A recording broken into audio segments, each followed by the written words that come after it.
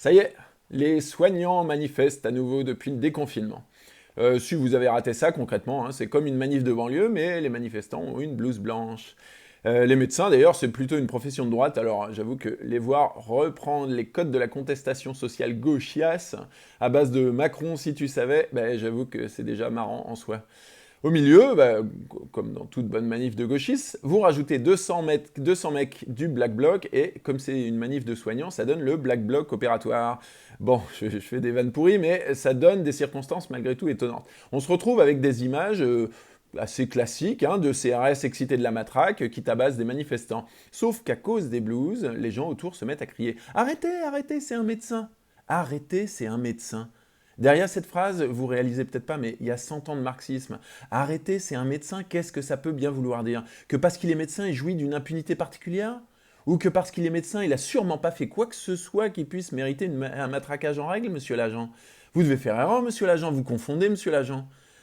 Lorsqu'on aborde une notion, la notion inverse est jamais très loin.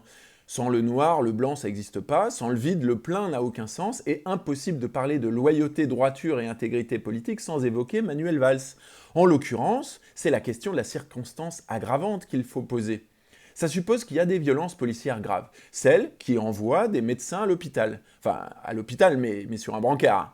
Mais alors, est-ce que ça veut dire qu'il y a des violences policières moins graves et entre les deux, il y a des violences policières normales?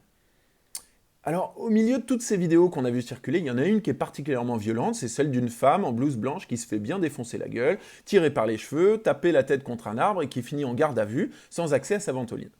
Et ça fait 24 heures que tout le monde tourne autour des questions suivantes. Est-ce qu'elle s'appelle Farida?